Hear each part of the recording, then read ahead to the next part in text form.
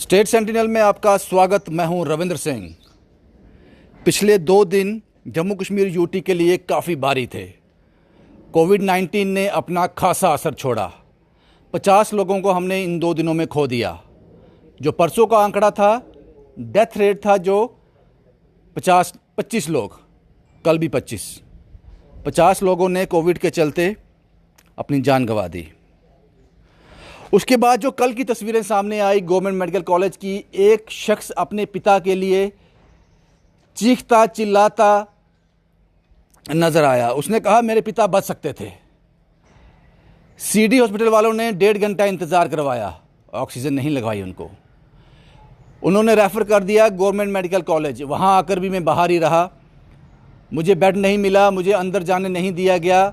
Formality इतनी ज़्यादा थी कि इस बीच मेरे पिता की मृत्यु हो गई। वो चीज़ें चौंका देने वाली थी। हालात जो थे,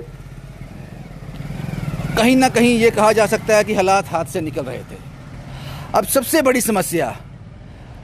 समस्या है जब इस तरह के जो प्रशासन के इदारे हैं जो काम कर रहे हैं कोविड के चलते, उन पर भी बहुत ज़्यादा बर्डन है। इसलिए हम अपनी हर रिपोर्ट में कहते हैं कि मिलकर काम करना पड़ेगा। इस सब के चलते, इस सब को देखते हुए कुछ लोगों ने इनिशिएटिव लिया है, और बड़ा ही खास इनिशिएटिव, तारीफ करनी पड़ेगी। अगर इनके इनिशिएटिव से एक भी आदमी की जान बच जाए, मुझे लगता है कि इसका मोल कोई नहीं। यहां मैं खड़ा हूं, यहां पे एक छोटा सा क्लिनिक एस्टैब्लिश किया गया है सिविल सोसाइटी द्वारा, कुछ लोगों के द्वारा, यह सुनिश्चित करने के लिए कि अगर किसी को इमरजेंसी में, जो कल का वाकया हुआ, किसी को ऑक्सीजन नहीं मिलता है, बेड नहीं मिलता है, तो वो शुरुआती 4, 5, 6, 7, 8, 9, 10 घंटे हम उसको बेड भी देंगे, ऑक्सीजन भी देंगे। और अगर ज़रूरत पड़ी तो आपके घर तक आएंगे ऑक्सीजन सिलेंडर लेकर। हमारे पास मोबाइल वैन रहेगी, वो सब सामान उसमें रहेगा, ऑक्सीजन रहेगी, ऑक्सीमीटर रहेगा, वो सब चीज़ें जो शुरुआती दौर में आपकी जान बचा सकें। जब तक कि medical college, government medical college, जो ऐसे इंस्टीट्यूट यहाँ पर कोविड एस्टैब्लिश किया गया है, कोविड के अस्पताल जिनको बनाया गया है, वो सक्षम नहीं हो जाते। इन लोगों ने ये फैसला किया कि हम घर घर जाकर ऑक्सीजन देंगे, और इसके बाद ये कुछ और बड़ी घोषणाएं भी करने जा रहे हैं। शायद ये योगदान इनका रहेगा इस कोविड के चलते। मेरे साथ कुछ लोग हैं, सबसे पहले उनसे बात करते हैं। आपका नाम क्या है सर? सुखदेव सिंह। सुखदेव जी, क्या करने जा रहे हैं? क्योंकि जो तस्वीरें हैं वो परेशान कर देने वाली हैं। तो क्या इनिशिएटिव आपने लिया? मैं सर आपको बताऊं, पिछले दिनों मैंने किसी चैनल पे इंटरव्यू दिया था, तो वहाँ से मुझे इंटरव्यू देने के आधे 1 घंटे बाद मुझे मतलब इतनी कॉलें आ गई कि सर आपने इंटरव्यू दिया, आपने उसमें कहा कि हम आपकी हेल्प करेंगे। तो मैंने कहा हाँ हेल्प जरूर करूँगा। तो उन्होंने मैंने बोला आप अपना एड्रेस वगैरह सेंड करो, मैं आपको ऑक्सीजन सिलेंडर वगैरह जो भी है प्रोवाइड कराता हूँ। आप यकीन मानिए वो सारे एड्रेस दिल्ली के थे। तो फिर मैंने उनको बोला कि मैं तो जम्मू से, मैं दिल्ली में तो मदद नहीं कर सकता। लेकिन जब मैंने उनकी पीड़ा सुनी तो मुझे लगा कि यार तो बहुत हालात ख़राब है दिल्ली में।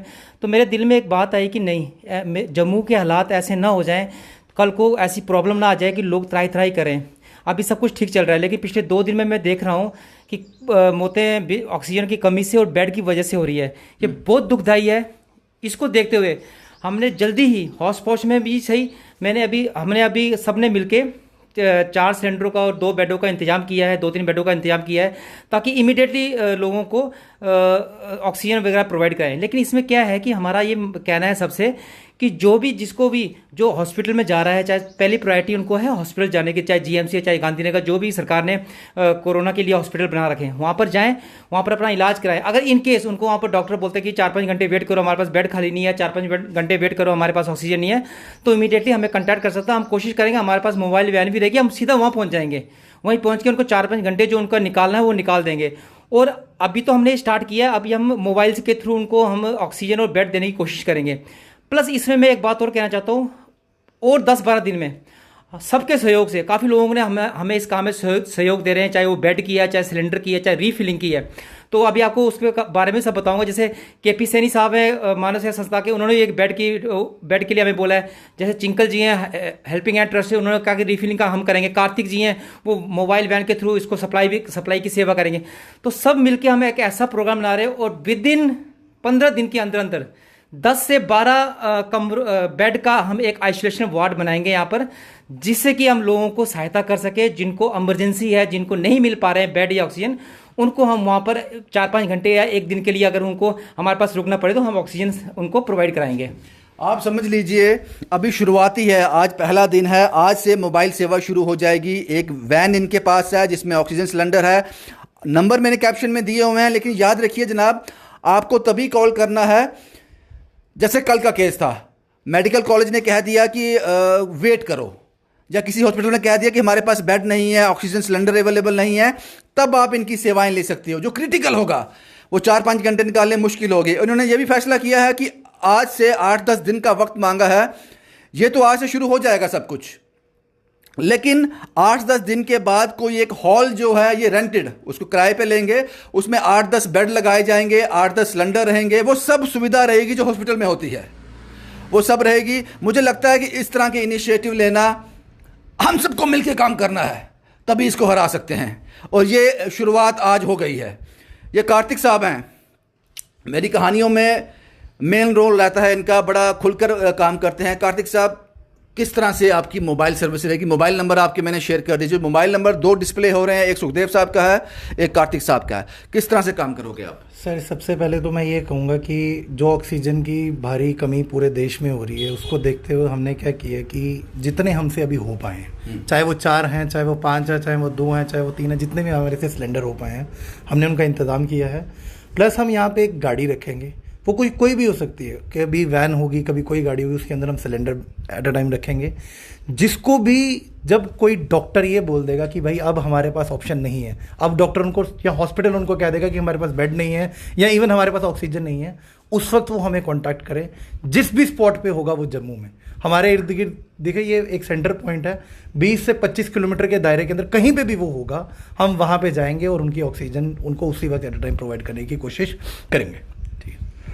और आपके पास यहाँ क्या क्या इक्विपमेंट्स हैं? पल्स मीटर है, क्या क्या? सर, अभी हमने क्या रखा है कि कुछ ये बहुत रिकमेंडेड मेडिसिन हैं यहाँ पे, जैसे ये डेक्सामेथोन टैबलेट्स हैं, ये बहुत ज़्यादा रिकमेंड किया जाए, WHO ने इसको ऑफिशियली रिकमेंडेशन दी है कि ये बहुत इंपॉर्टेंट है। प्लस कुछ देखिए सर, ऑक्सीजन की ज़रूरत कब पड़ेगी पहले लोगों को ये भी पता होना चाहिए, इसके लिए हमने ऑक्सीमीटर रखा है। जब ऑक्सीमीटर में ऑक्सीजन सेचुरेशन का रेट जो है वो 90 से नीचे जाता है, उस वक्त हमें ऑक्सीजन देने की ज़रूरत है। अगर 90 से ऊपर है तो तब हमें ऑक्सीजन देने की लोगों को ज़रूरत नहीं है। तो जब भी हम किसी पेशेंट को देंगे, एटलीस्ट पहले उनको चेक करेंगे, सब जो कि शुरुआती दौर में सर्वाइव कर पाएं, जब तक हॉस्पिटल उनको अडॉप्ट ना कर ले। एक चीज़ और मैं ये कहूँगा कि मैं जितने भी दर्शक अभी देख रहे हैं, मैं उनसे यही कहना चाहूँगा कि हम उनमें से कोई भी ऐसा व्यक्ति नहीं है जो मेडिकली कनेक्टेड है। हम जस्ट सिविल सोसाइटी हैं, हम जस्ट एक इनिशिएटिव ले रहे हैं थोड़ा सा जितना, क्योंकि अगर हम एक भी व्यक्ति की जान बचा पाएंगे तो शायद मुझे लगेगा कि जीवन सफल हो गया यार। जो हालात बाहर हो रहे हैं, मैं नहीं चाहूँगा मेरे जम्मू से कोई एक व्यक्ति भी जाएगा, वो मेरा अपना व्यक्ति है। अगर जम्मू से एक भी जान का नुकसान हो गया तो मतलब अगर हम एक भी जान को बचा लेते हैं तो शायद हमें मतलब बहुत बड़ी बात रहेगी हमारे लिए।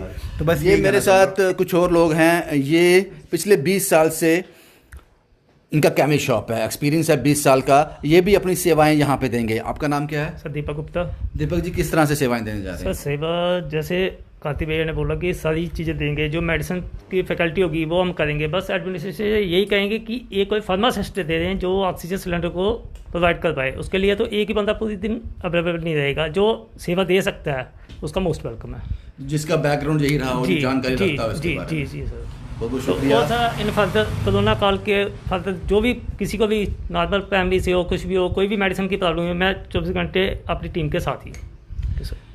हेल्पिंग हैंड ट्रस्ट बड़ी ब्राह्मणा, चिंकल साहब जिसकी अध्यक्षता में ये सब लोग काम करते हैं, ये हमारे साथ हैं। आपका नाम क्या है सर? मेरा नाम सतपाल है। सतपाल जी, मैं भूल जाता हूँ, नाम भूल जाता हूँ। सतपाल जी, ये बताएं कि आप किस तरह की सेवा करने वाले हैं, क्योंकि इन लोगों ने सारे बेड ये वो, आपने बेड भी डोनेट किया है। जी जी। तो किस तरह की सेवा रहेगी आपकी? जैसे कि हमें सुखदेव साहब और हमारे कार्तिक भैया ने जैसे ही फ़ोन किया और हमने सोचा कि इनको एक बेड दिया जाएगा जो आज हम साथ लेकर आए हैं, और जो ऑक्सीजन सिलेंडर की रिफिलिंग होगी वो हमारी हेल्पिंग हैंड ट्रस्ट NGO जो बड़ी ब्रह्मणा से है, चिंकल थापा जी, वो प्रोवाइड करवाएंगे। जैसे हाँ जी, जितने भी सिलेंडर लगेंगे वो हेल्पिंग हैंड ट्रस्ट NGO बड़ी ब्रह्मणा चिंकल थापा जी प्रोवाइड करवाएंगे। तो आप समझ लीजिए जनाब, जब इस तरह के हाथ सामने आ जाएं, क्योंकि अगर ये एक लोकेशन में ऐसा हो रहा है कि जम्मू में हर लोकेशन में इस तरह के लोग इनिशिएटिव ले लें, तो मुझे नहीं लगता है कि फिर चीज़ें मुश्किल रहेंगी, क्योंकि सब ने साथ मिलकर लड़ना है। सारी जिम्मेदारी एडमिनिस्ट्रेशन की ही नहीं है, लेकिन जिम्मेदारी एडमिनिस्ट्रेशन की होती है, लेकिन सिविल सोसाइटी का भी उसमें सहयोग होना चाहिए, जो कि खुलकर इस पे काम कर रही है। कुछ कहना चाहते हैं सुखदेव जी आप? मैं आपके माध्यम से सर ये बात जरूर कहना चाहूँगा कि बहुत समाज सेवी और बहुत लोग इस काम में आ गया है। मैं उन सबका धन्यवाद तो देना चाहूँगा। साथ ही साथ में जम्मू के सब लोगों से मैं मेरे हाथ जोड़ के उनसे बेनती है कि जो भी SOP गाइडलाइन जो सरकार ने आपको दी हुई है उसके पालन करें। सोशल डिस्टेंसिंग, मास्क और हैंड सैनिटाइजर जरूर करें। आने वाले टाइम में मैं आज तो हमने ये स्टार्ट कर दिया, आपने देख लिया, और वार्ड भी हम स्टार्ट करें आइसोलेशन, लेकिन बहुत जल्द हमने कल परसों से हर जगह उस तबके के पास जाएंगे जो गरीब तबका है, जो सैनिटाइजर, साबुन, मास्क, फेस शील्ड वो नहीं ले पा रहा है। हम उनको अपने गाड़ी में हमने रखा हुआ है, वो ओपनली हम सबको बांटेंगे। वो तकरीबन 2000 लोगों को बांटने का हमारा टारगेट है। कल या परसों से हम वो भी स्टार्ट कर देंगे। बहुत बढ़िया, बहुत बढ़िया ये इनिशिएटिव लिया है। एक बार फिर बता दूं, इन्होंने अभी जो स्टार्ट किया है, 2 बेड है यहाँ पे, आप कॉल कर सकते हैं, ये आपको लोकेशन बता देंगे। आप अगर यहाँ पहुँच सकते हैं तो अच्छी बात है। अगर इनको आपके घर पहुँचना है, ये आपके घर भी पहुँच जाएंगे अपनी पूरी मशीनरी लेकर, ताकि आप वो 4, 5, 6, 7 घंटे हैं वो सर्वाइव। कल का जो वाकया था, वो जो आदमी कह रहा था कि मेरे पिताजी ने, उसने कहा कि अगर वक्त पे इनको ऑक्सीजन मिल जाता, बेड मिल जाता, तो शायद वो उसके बीच होते आज। ये चीज़ें ना हो, इसलिए सिविल सोसाइटी ने बड़े इनिशिएटिव लिए हैं। सब मिलकर लड़ेंगे और तो कोरोना को हरा पाएंगे। नंबर कैप्शन में डिस्प्ले हो रहे हैं, आप इस पर कॉल करके, लेकिन याद रखिएगा जनाब, आपको कॉल तभी करना है जब हालात काफ़ी क्रिटिकल हों। ऐसा ना हो कि आप ऑक्सीजन मोबाइल वैन आपके पास आ जाए, तो जो बहुत ज़्यादा ज़रूरतमंद हो उसकी सांसों की दागा टूट जाए। जब आप बहुत क्रिटिकल हो, आपको लगे कि हॉस्पिटल मुझे जगह नहीं दे रहा है, ऑक्सीजन नहीं मिल पा रही है, कोई ऑप्शन नहीं है, तो you can call on that number. Jammu से शुभम कुमार के साथ Ravindra Singh, the state sentinel के लिए।